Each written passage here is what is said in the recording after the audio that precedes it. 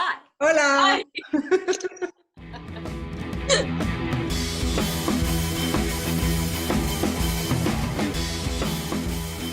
Hi, I'm Isabel, founder and firebrand of the Uprising Spark. Hi, I'm Lenora. I'm the creator of The Bitchy Bookkeeper. Hi, I'm Kristen Tetzi, author of The Age of the Child, and we are the three founding non-mothers of Childfree Girls. Today, we're going to talk about stuff, lots of stuff.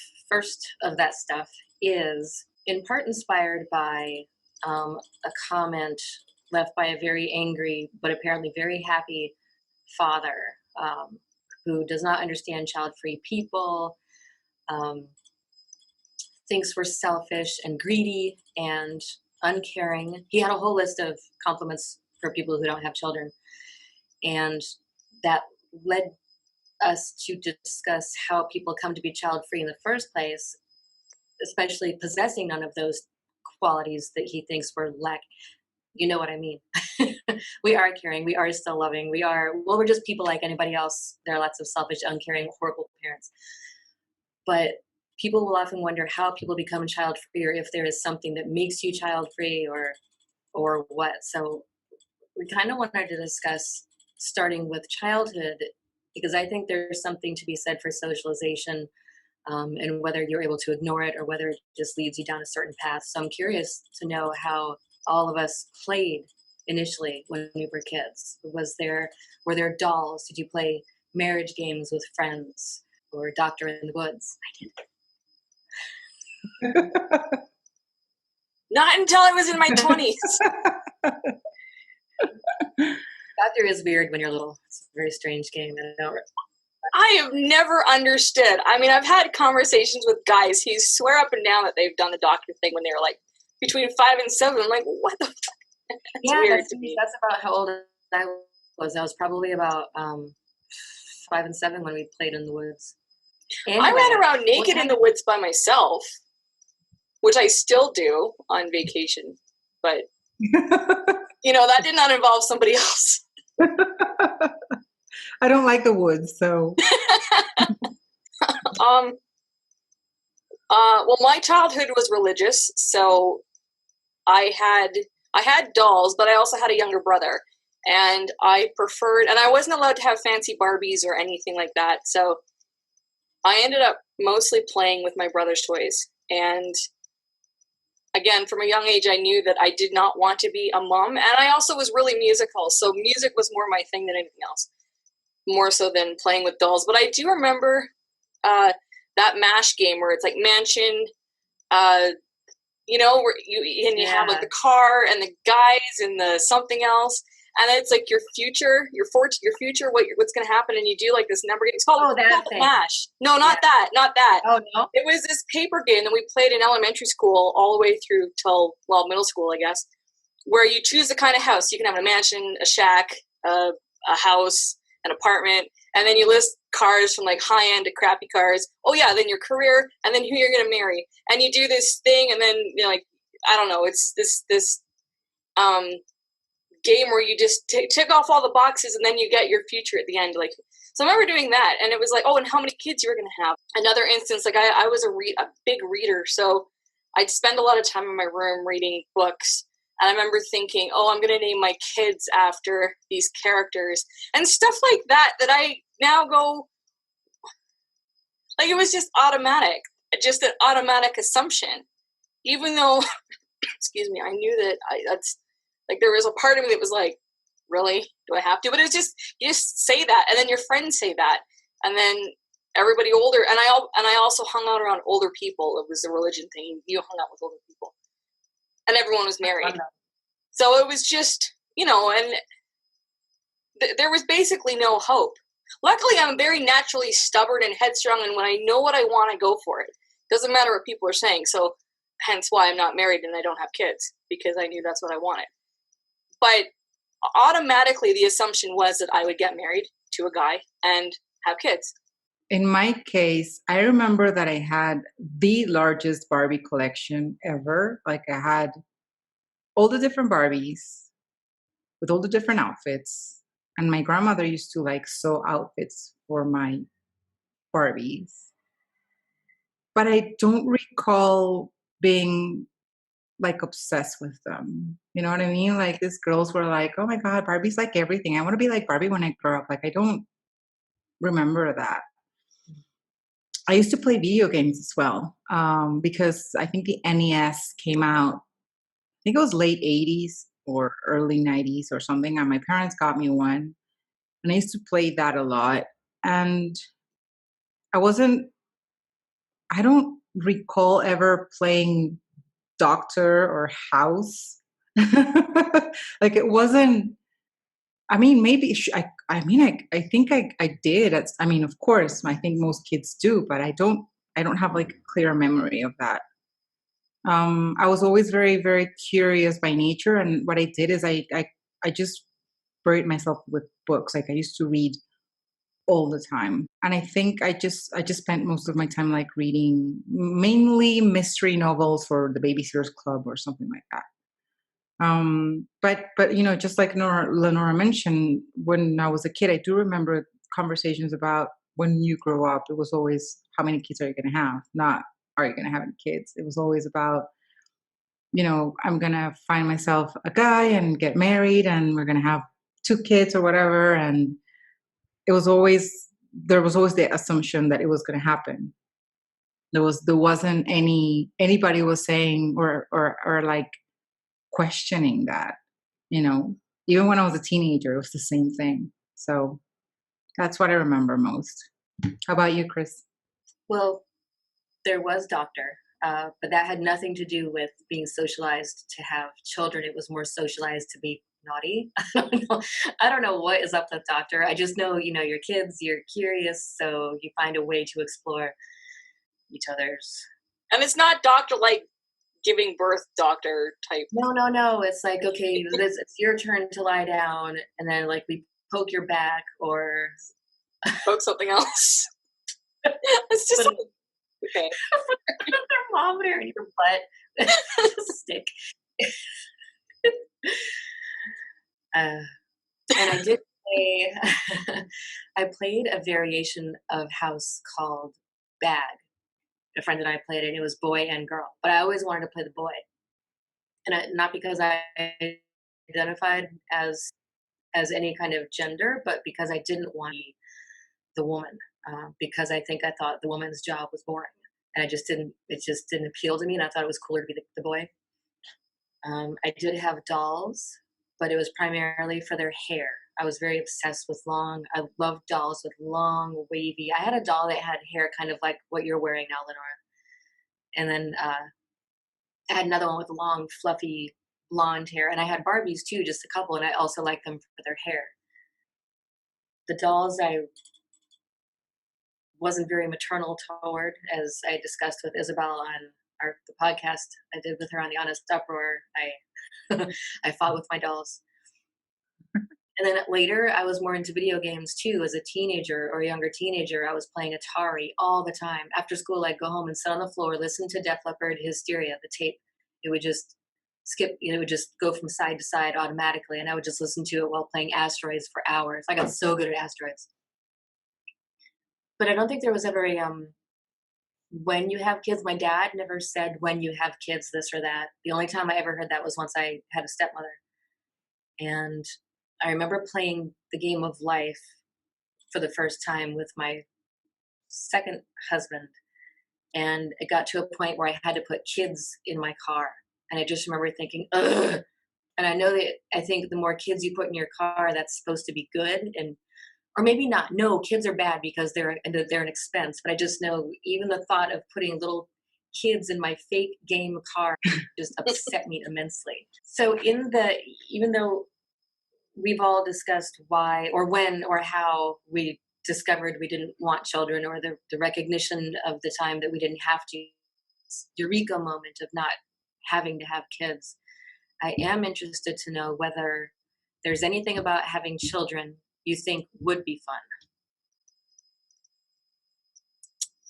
I mean, in the ideal fantasy Hallmark movie land of being a parent, or even little things you would enjoy, even if you don't want kids and you don't want to do it, but like the little things that could be cool. Well,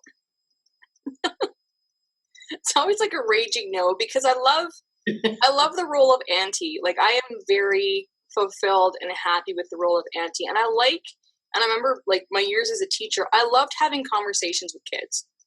You know, once they were able to talk, like, I'm not afraid to hold babies. I'm not afraid to be around toddlers.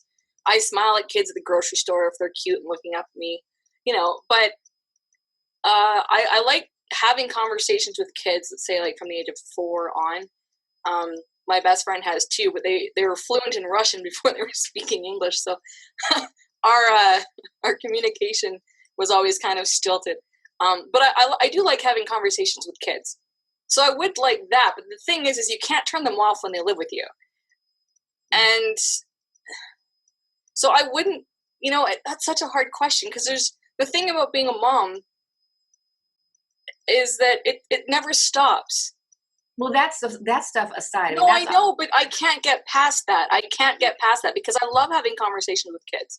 I like having conversations with teenagers when they're willing to talk to you. And I guess I could say things like, "Oh, it'd be fun." I mean, come on, this kid would be going to beauty school. We'd be like, if it were a girl, you know, I'd be dolling the thing up. But that's just like, I don't know, it's just superficial crap. And you know, it's more than that. The meteorologist on the Today Show was talking a couple days ago. She has a kid who's now starting to talk a lot, and it's gotten to the point with her where she was saying, you know, he just won't stop talking. She said, I get to the point where I'm so close to saying shut up that I'm like, shut your mouth. Yeah. It's not to say shut up to a kid, but as much as she loves him, which of course must be said, all that talking is just making her crazy. And the thing is imagine this, I was a talker as a child.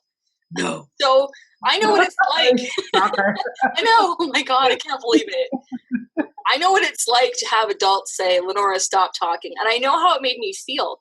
That's painful. It really hurts. It is painful. And the nice thing about being an adult is you can create your own platforms where you can talk 24/7 if you want to. You can. But, you know, I think about that, like, you know, if I were in the parental role, for sure, I mean, come on, I can't imagine having a quiet child. So, you know, it would crush me to tell that child to shut up, because I know what that's like, and I don't ever want to say that to a kid. I have, you know, as a teacher, I was pretty disciplined as far as saying, look, we need to focus. I had no problem saying that. But, you know, there's so many things. I just remember so strongly how it felt to be a child, that if I were the parent, you know, for my own sanity, I'd be like, please shut up. But it would devastate me. And I can't get past that, because it's the conversations with kids that I think can be brilliant in the right circumstances. But it never stops. What do you think? Because my dad would hurt my feelings sometimes too. If, you know, I'd be over enthusiastic about something and I'd be very excited. And when I was very excited, I would talk really fast. And I can be a lot of energy for someone who isn't quite prepared for energy. Just ask Ian every morning. I'm just like, and he's like, coffee. Or our chats when Isabel and I are still sleeping, and you sent like 300 text messages. What's going on? But I think I wonder if there's something I mean, because you as a parent, I would imagine you can't make everything about your child. They have to learn, this is my time. You go away now. You know, you have to recognize that not everything is about you. The world doesn't revolve around you. And so even if it hurts your feelings, it's kind of an early lesson that, hey, you know, just this is it for you right now. Go find something else to do. And it just seems like a valuable thing to learn, kind of like losing at a sport, or, you know, not always winning a trophy, or, you know, you have to have disappointment if you're going to be prepared for adulthood at all. 100%.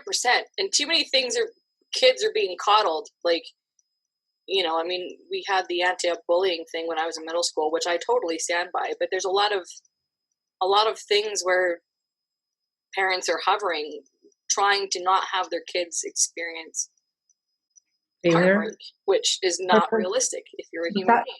That makes entitled adults. Yeah, that too. And they think that everything has to be handed to them. And I think that's one of the things that I really hate about many parents and schools today, because when I was a kid, that wasn't the case. And I was talking about this with somebody yesterday. If you got first prize, you won a prize. If you got second prize, too bad, you didn't win. Nowadays, they like give consolation prizes out to everyone just for participating. Yeah. But, in regards to Kristen's question, I was actually, somebody left a comment in one of my Instagram accounts saying something like, she's child free, but she was saying like she loves the idea of being a parent, like the concept of having a child, because like raising a kid in this world and like teaching the kid values and, trying to put like a decent human being in the world, basically. And I remember thinking, it's just, parenthood is just so romanticized, because raising a child is not, I mean, yes, I hope that every parent would, think in those same terms of, I want to raise a good human being. I want to raise someone with values. I want to raise someone who's going to do good in this world. But unfortunately, it's not the case. And even if there are some actual well-meaning people who try to do that, and then their kid, for some reason, just turns out to be completely different. So it's a gamble, and I think that it is quite romanticized. And like Lenora, for me, it's also hard to like see past all the things about parenthood that make me, I don't know what the word is, scared or angry, or I don't know. I think the one thing that I do think would be fun is just to hear when kids start talking, they're like so fucking hilarious. They just say the funniest things. I think that would make me like, the one thing that I'm like, this would be cool, is just to see what the fuck this kid's gonna say today, and just like tweet about it or something. I think it's like, this is my kid, talking again and saying whatever, because they are very funny. But that only lasts for like a year. Yeah. That's it. That's it. And so I think that might be the only, the other thing that I was thinking about the other day, and it's like, but I do this with my dog. And no, this is not me replacing my child with my dog, but like, my dog has like the coolest accessories that he can have. And I was thinking, if I had a kid, like I would dress that kid up in like the coolest clothes, up until the time when that kid was like, you know what, stop dressing me up. I can dress myself. Because I like buying cool things, not for me, but for like accessorizing. But that's not reason enough. That's just not, it doesn't make it right to have a kid just for that. Kids are not dolls. So there was a couple interesting things that I discovered the last week. I was recovering from a cold and listening to a lot of podcasts, and Gwyneth Paltrow has a podcast, and Oprah Winfrey was her first guest. And this was a couple of years ago that this episode came out. And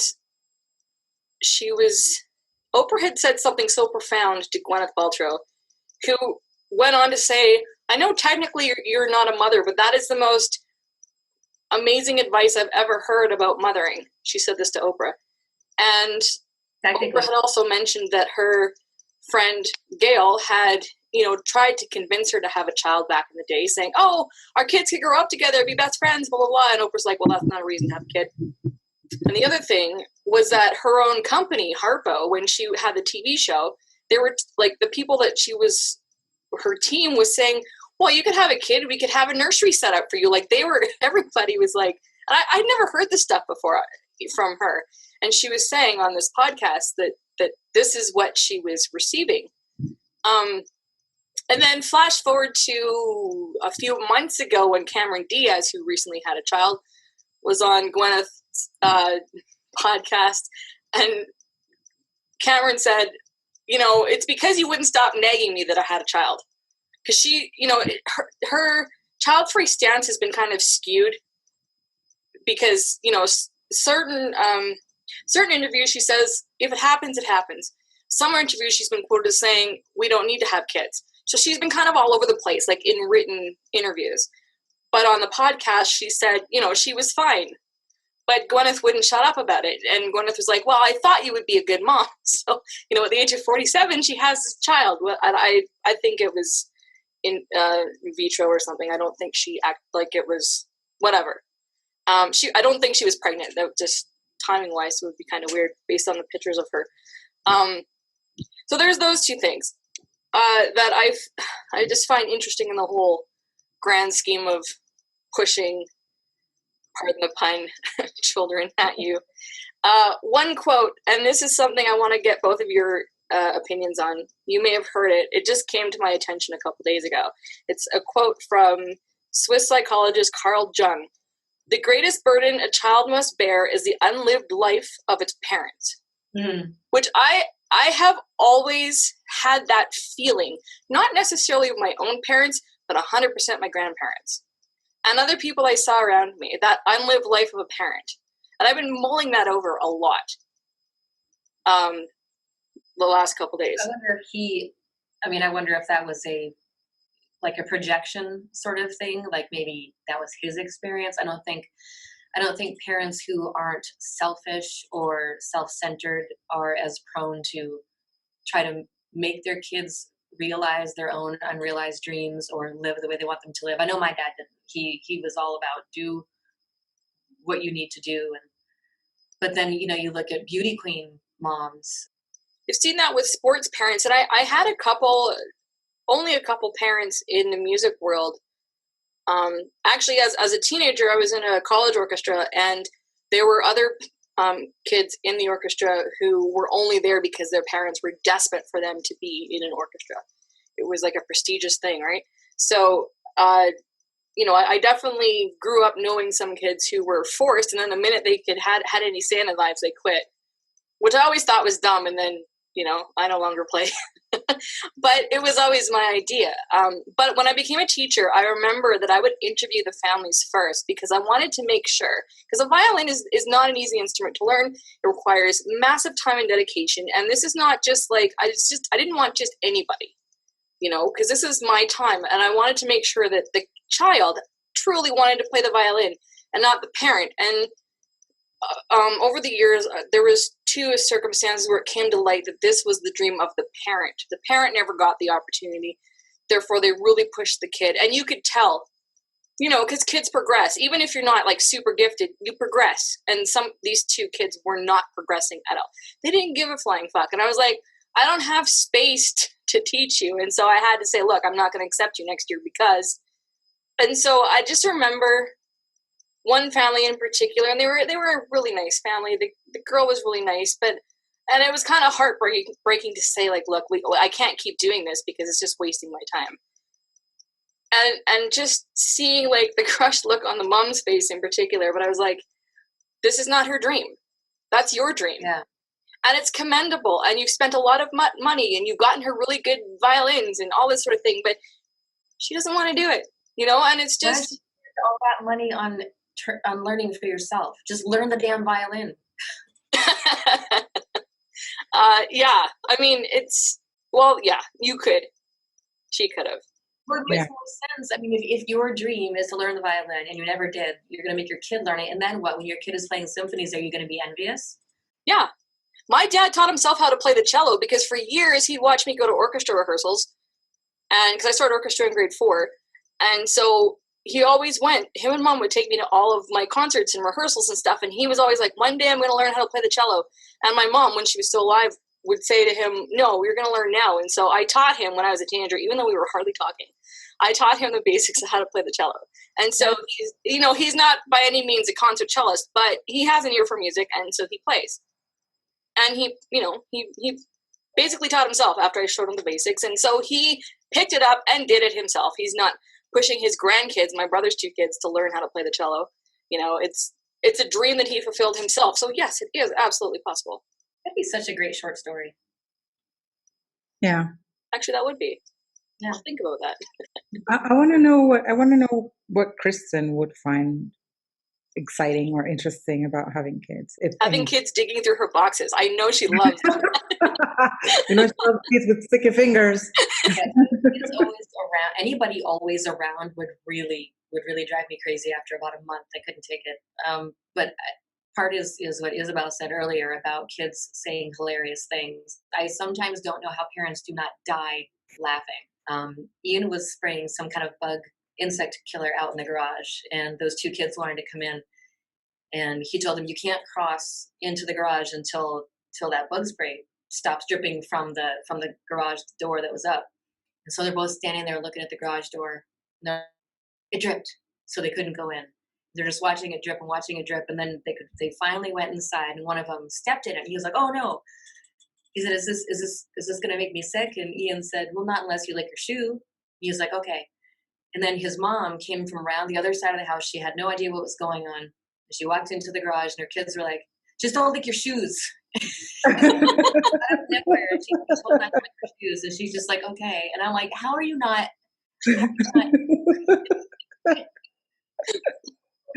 What a random thing to say. And they would ask, I have these paintings downstairs, and one of them, said, "What is that?"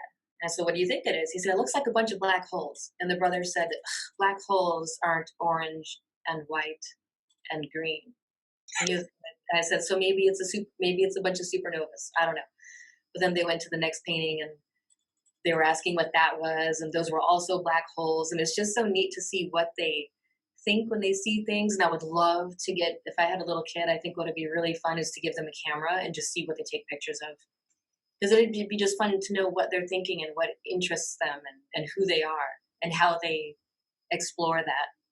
This is why aunthood is so awesome, because I'm like, yes, I've done all these things. I get to do all these things, and it makes me happy because I find these two, like our previous guest, little organisms, to use that term, she finds them interesting. Like, these two organisms that my brother has created, they're very interesting and have interesting thoughts. However, the 14-year-old now stays inside gaming, so you hear just a barrage of swear words for 3 hours on end while he games. So that cuteness that you were talking about earlier, Isabel, yeah, very small window. Very small window. It always makes me laugh when I hear or see captions like, "Oh, my child's going to grow up to be great things." I'm like, well, if they get past the 15-year-old stage, maybe. So here's the thing with that dad comment that we received on our selfish episode, the one that Kristen was talking about at the beginning of this episode. If he were to hear something like what we're talking about, like we don't like the messiness of kids, like the constant barrage of talking, all that sort of thing, and then we get the parent going, "Oh, but it's all worth it." Like, it's the love that you get totally outweighs all of the little things that you have to deal with. No, that's the thing. Kids don't give the love. Kids receive the love. All the love is on the parents' side. The kids are just existing, and they have these parents who take care of them. I'm absolutely convinced that no child actually, first they need their parents, they rely on their parents, it's the person who's doing everything for you. And I guess that could feel like love, but it's not the same. All the love, I'm pretty sure, goes from the parent to the child, and that's not even pure love, because it's the love of I am responsible for this being. I have to care for them. I have to protect them. I have to worry about them, and that's not. I'm sure it's also love, but it's not pure. And it's because if you don't, you go to jail. There's that. There's the legal obligation, and I think I mentioned the codependent factor as well. There are those that need to be needed, and parenthood would absolutely satisfy that, because when you have an underage child, they need you for everything. Yeah. So of course that would fill you with the sense of whatever it fills you with. You might need to be needed so much that you even, write their essays for them, do their homework for them. My mom did that for them, get them into a college they didn't earn by paying people off. My mother put in a lot of work when it came to school for myself and my brother. And I think that is, when I look at that, the dedication that she had, and even my dad, as much as I disagree with how we were raised religious-wise, they put in a lot of time and effort. And to me, I'm like, well, they fulfilled that for themselves, but I don't want to do that. And why is that a bad thing? Because I feel called to something else. And, for a long time I thought it was music. And then now I realize actually the Childfree thing feels very much like a calling. But it took a while for that to show up in my life. But why should a person who does not truly feel called to fulfill that parent role, why is that a bad thing? Like, it's not, but I'm just saying, like, I don't understand why it's perceived as such, because like I saw that level of commitment my parents had, and I'm just like, that doesn't speak to me. And I don't want to just have a kid just to make someone happy and then do a subpar job because I don't want to give up my life that I'm called to. I don't want to give up the parts of my life that I am called to. That is my actual calling. Because then that's the unfulfilled life, and I'm not willing to settle for that. So, I mean, it'll be an ongoing question from now until the end of time, that maybe 300 years from now someone will be able to answer, that will satisfy every critic. I do want to have someone on, like, the YouTube commenter. I mean, I have always wanted to talk to someone who thinks being child-free is selfish, to ask them why they think that. Well, he did give a good list of reasons, but at the same time, not really. They won't talk to us. No, he wouldn't, because we were gonna do that interview like on our comments, and he never responded back. So, we weren't angry enough for him. Surely somebody wants to talk about it. Surely somebody wants to, like, tell us why we're wrong. Why we're selfish? Well, no, why we're wrong by thinking we're not selfish. Yeah, why we're wrong to not have children. Well, and not someone like was it Jamin? Is that who it is? Yeah. Or transformed wife person. Yeah, that's like, I don't want religion to be a part of it because that's too easy. That's the Bible says so. Yeah, that is too easy. Yeah, but I think it's hard for these people to actually have a conversation. If you saw the comments that he left there, you're asking questions because we're trying to understand where he's coming from, and he just keeps spewing out all this hate. It's just hate.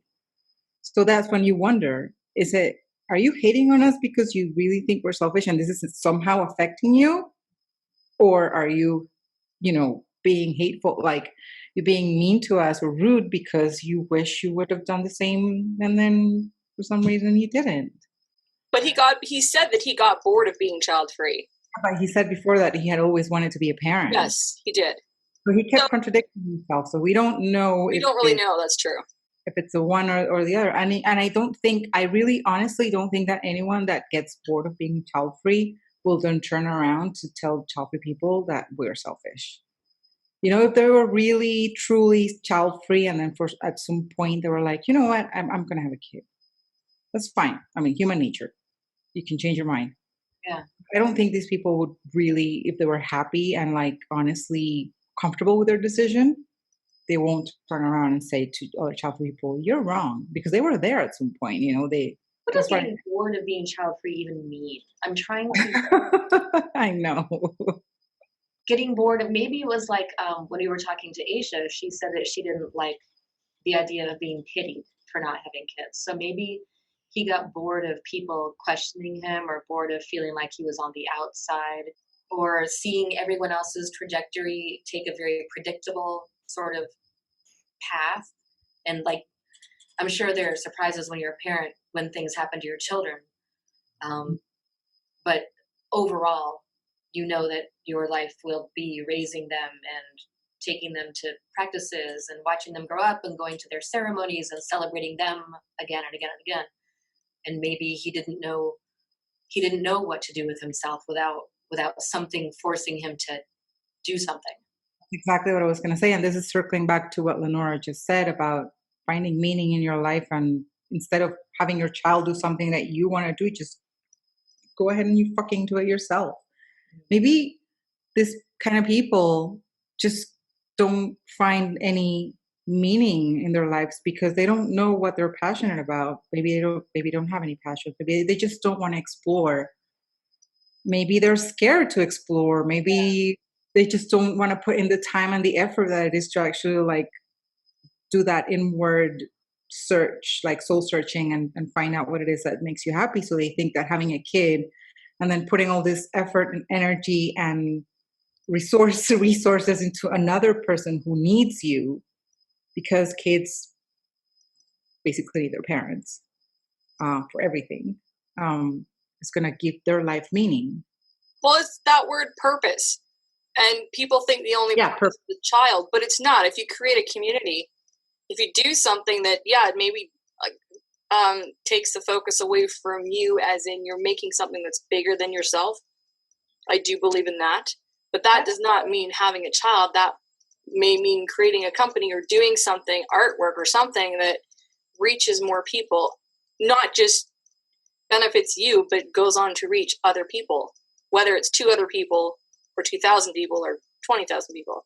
You know, I mean, everyone has that ability. It has nothing to do with having a kid. Like, if people want to, first of all, not everyone has a passion, and there's a lot of pressure, first of all, on everyone to find their passion and make their passion their life. But not everyone has a passion. Not everyone knows what this one thing is that they want to do. Not everybody has that thing. So I forget which, I don't know if it was the Eat, Pray, Love author or the Wild author, but one of them says, you know, forget find your passion or follow your passion. Just follow your curiosity wherever it takes you, because your curiosity might be photography this month, and then it might be painting, then it might be sculpting. And so doing that, I think, is a freeing sort of thing. But then I think behind that too is this pressure that a lot of societies place on people to succeed. It's so hard as an adult doing anything to do it without thinking, I have to be good, I have to be able to sell it, I have to be better than other people. If I'm going to do it, if I'm going to put all this time into it, I have to excel instead of just enjoying it. So there's that pressure too. Like, even if that guy who decided to have kids because he didn't know what else to do, and we'll just assume that, even though he didn't say it, because we've met people like that. We know what they're going to say anyway. As he said about us, if he wanted to paint, he might have thought, you know, I really dig painting. I want to go, you know, to this art store and get all these paints and all these canvases, and I'm too old to start. I'm probably never going to be any good. What's the point? You know, I think a lot of people just cut themselves off from joy because they're either starting something too late, or they think they're never going to be good enough at it, whatever that means. And I'm guilty of it too. I mean, I think a lot of people, I started painting for a while after, like, this year, I was in this painting frenzy because I had a creative need since I wasn't writing. And it was really hard to get past, I'm going to totally suck at this. I don't even know what the point is. I'm never going to be any good. Why am I doing this? Why am I spending the time? But doing it, once I got over that need to be exceptional, was so much fun, and I learned so much, and I got really good at colors. I really want to ask Isabel to tell that story of your mother, about supporting your child free. Your decision. You had told us this in our chat, our co-host chat, a couple months ago. Yeah. I guess I should start by saying that when I came out as child free, quote unquote, came out, like I told my parents and my sister mainly, I really didn't know what to expect. And turns out that my mom was the one who was showing the most resistance to the idea. And I thought she was going to be the most open-minded because we get along very well. We've always done. But I think maybe she just really wants to be a grandmother. So when I told them that I wanted, like, I was never going to have kids, I don't think she actually thought I was being truthful. You know, I don't, well, not truthful. I think she thought I wasn't, this was a phase, you know, and it was just going to blow over at some point. I remember my sister's reaction was, she said to me, well, thank you for not making me an aunt, but she was saying it sarcastically. But that blew over like 3 days after, and she was fine with it. My dad was like, okay. He's always been like, you do with your life whatever you want. Like, I don't care, be happy. But my mom, she thought, I think maybe she thought it was a phase at the beginning.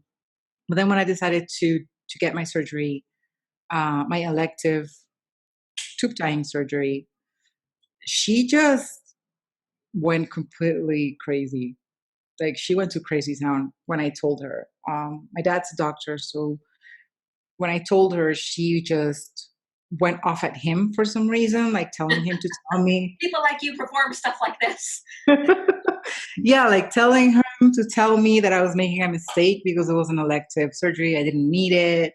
And I remember my dad calling me and saying, I just want to understand why you're choosing to do this from a medical point of view. So I told him, and he was like, okay, fine. It's your body, your choice. So, but my mom was the one who actually took me to the hospital when I got my tubes tied. And she was the one who was there with me in recovery when I almost died as well. So I think she was scared that something like that was going to happen, and it did. I told you.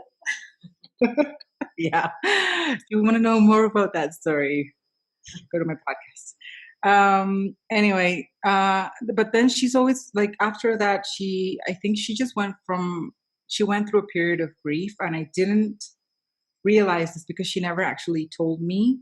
But she was always very quiet about the subject. Like, whenever I brought it up, she wouldn't say anything. She would be like, change the subject, or like ask me about something else, or you know.